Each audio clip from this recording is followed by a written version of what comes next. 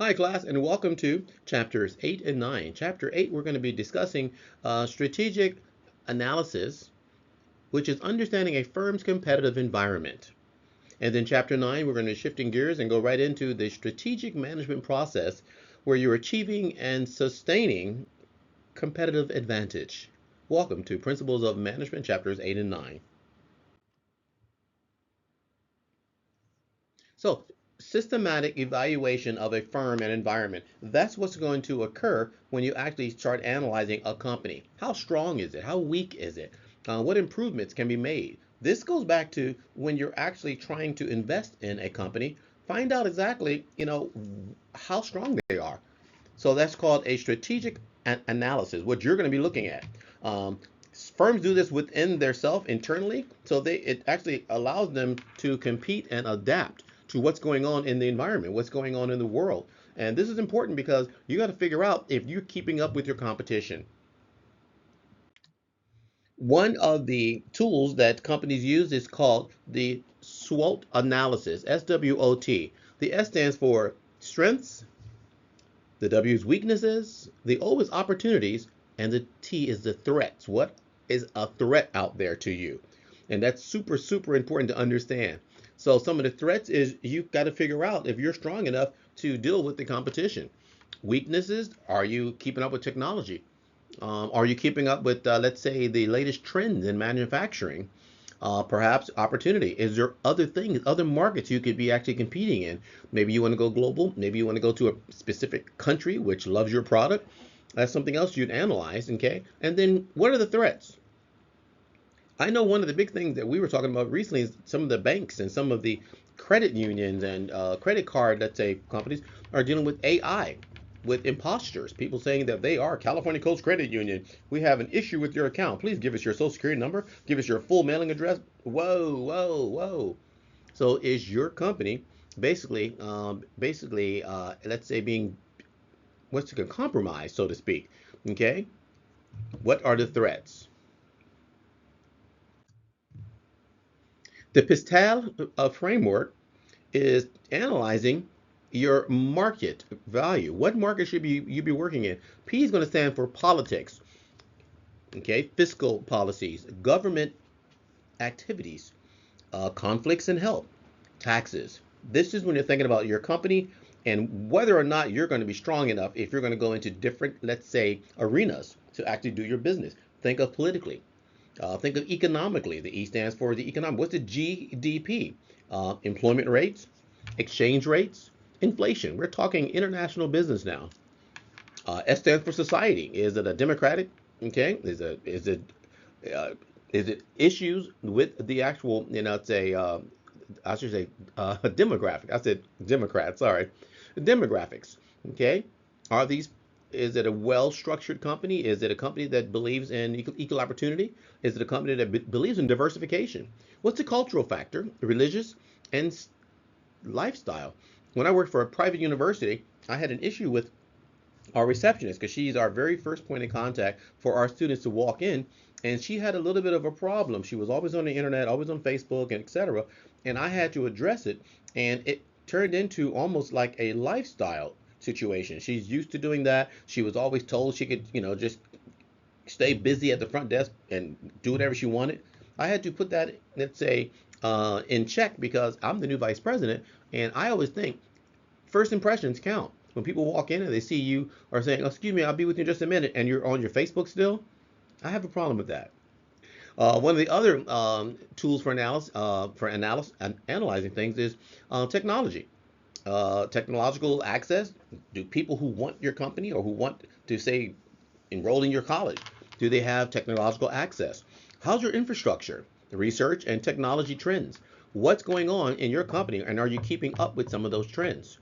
Environmental policies. If you're going to be doing business overseas, are you up on the environmental policies, procedures? Maybe you can't afford because maybe they have such stringent guidelines and policies that you can't afford to actually go do business, let's say overseas.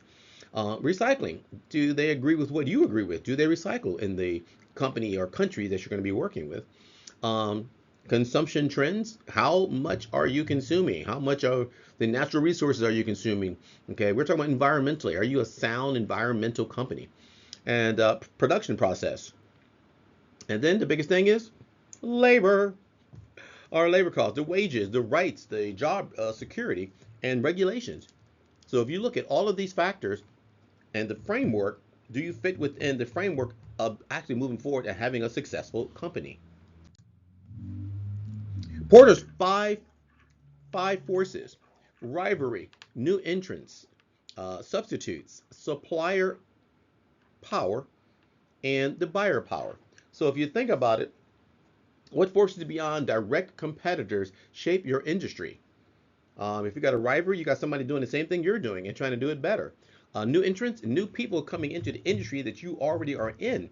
These are some of the forces that are going to affect your company.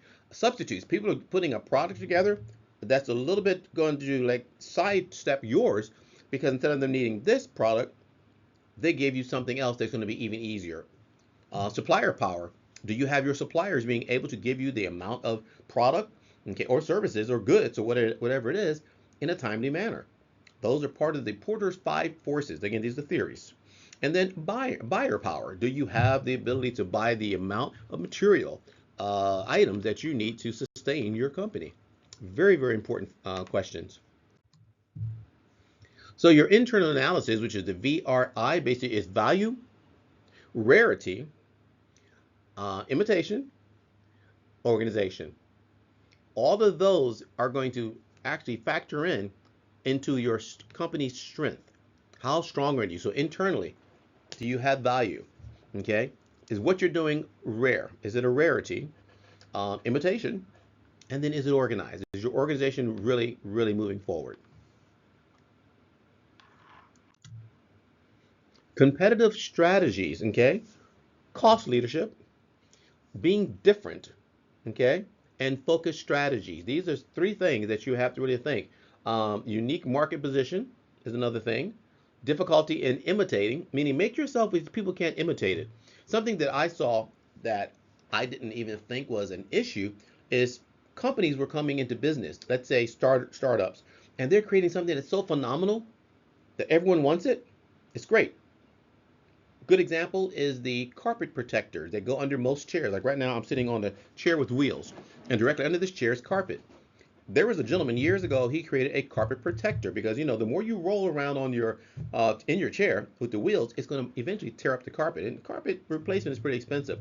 He created this really thick plastic pad that goes under your chair. It almost has the same dimensions of your chair, so you're not going to roll off of this little plastic onto the carpet anymore. After about maybe 5 or 6 years, he went bankrupt. He went bankrupt because the unique marketplace. He went bankrupt because he built something that was indestructible. He built something that we did not need again. Once you buy one and it's indestructible, you'd have to burn it, get a, let's say, a jackhammer and break it up. That's how strong his product was. All right, and then people were easily able to imitate that product. So you want the product to be difficult. So it went from a really thick pad, which was first of all hard to even pick up. I remember that from years ago when I was in the military. And you'd have to have two people just to pick it up. It was that heavy. Now they come up with a product which is this thin, and it's still durable, but it will break. So think about it. If it breaks, don't you have to kind of like buy another one? So think about your strategic positioning. He was in positioning himself for growth. But you know who has done tremendously well? Is Apple. Whether we admit it or not, Apple has done some things that make you go like, hey, why is my phone always breaking? And hey, how come the software doesn't talk to, oh, wait, hey. When you keep saying, hey, you're going to go back and buy another phone. My Mercedes, which I really enjoy driving, the dealership said, Mr. Austin, you have the iPhone, like I believe 14 or something, or 15. I said, yeah, what's up? He goes, we just talked to Apple, and Apple has a relationship with Mercedes, and they said, look, we're no longer going to be supporting any phones uh, older than a 17. What does that tell you? I got to buy the 17 so that my car will talk to my phone, and then vice versa. And sure enough, just as predicted, my phone stopped working in my car. So what did I have to do? by the 17. Again, positioning. So, so smart. So that was chapter 8. Just thinking about your strategy, analyzing your company, looking at the SWOT and looking at all the other, let's say, tools of measurement and see how strong your company really is. Now we're shift gears and get into chapter 9, which is the strategic management process. The strategic management process, achieving and sustaining competitive advantage, meaning you achieved it. How do you hang on to it? How do you sustain that competitive advantage? You know who's done it again is Apple. There's nobody out there that's really they're not competitive. They can't compete with Apple. Walmart is another one. Amazon is another one. There is no other entities out there that can say, yeah, we're right. They're just as good as Walmart. Or we're just as good as Amazon. Oh my God, we killed Apple. No, they have a strategic advantage and they have sustainability. They've sustained themselves in the marketplace for so long because of the fact that they give very consistent service or products, and they're global. All right, so strategic management. So now it's the process to compete effectively. You got to compete effectively. This is all about how you're going to manage your company. And you're going to include from planning and evaluation. You're going to plan the way the company's going to be run. Then you're going to evaluate to determine if it's running in the direction or, let's say, productively the way you want it to actually move forward. Future goals. Every company, if you're going to be an entrepreneur and you want to start your own company, what are your future goals? What is your end game? Are you just looking to make a heck of a lot of money? Or are you looking to actually provide a service, for the community? That's something to really think about. And your mission, how to achieve your mission's values, your beliefs, how are you going to achieve the mission of the actual company? So the vision versus the mission. So the vision is your future. Can you see what the company will become? And your mission is what are you going to do? How will you achieve that vision? What are the baby steps to get there? Strategic objectives is broad company goals, meaning you don't want them to be so finite or so fine-tuned that you don't have any wiggle room. Make them more broad, like maybe increasing your customer base to the Latino community, African American community, whatever it is. So think about your company goals and then align with the strategy of the company. So here are your goals in one hand, and here's your strategy over here, and they weren't aligning. They're going in two different directions. So you have to make sure that you do have your goals and they are aligned with the overall strategy. Here at Southwestern College, we have strategic goals. We go out 3 years down the road, we go out 15 years and so forth. And then we have a master plan. And we constantly build on that master plan because of the fact that things change at the college. Technologies change, student population has changed. Okay, so we have our goals, but we also have a strategy on how to reach those goals and make sure they align with the mission.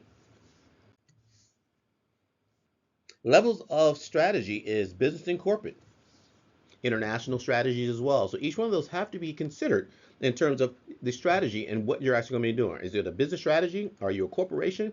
Or is it international? Are you going to be on international levels now? So a grand strategy is growth and stability. You want to be stable and defensive approach. You got to be able to defend your, let's say, your border, so to speak, of your company to make sure people can't infiltrate and take advantage. And all of a sudden they have the competitive advantage because you step back thinking, oh, we're so good, no one's going to be able to touch us.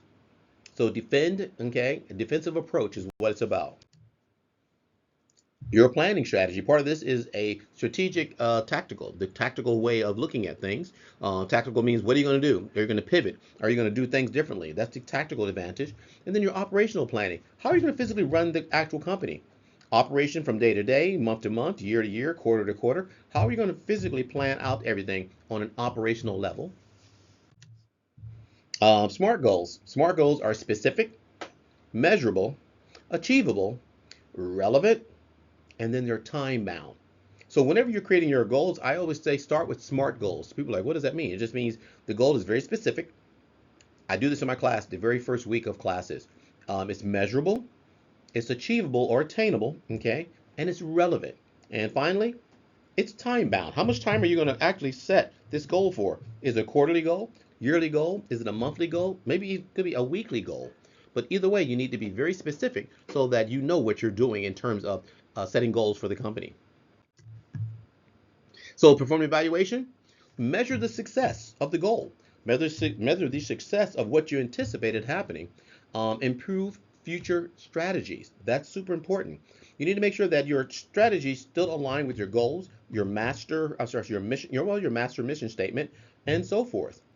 So when you look at all of that, that's when you realize how solid your company is and how you actually can sustain yourself either globally, locally, and so forth. So with that said, guys, that is chapter, I shouldn't say guys, folks, that is chapters 8 and 9 in a nutshell.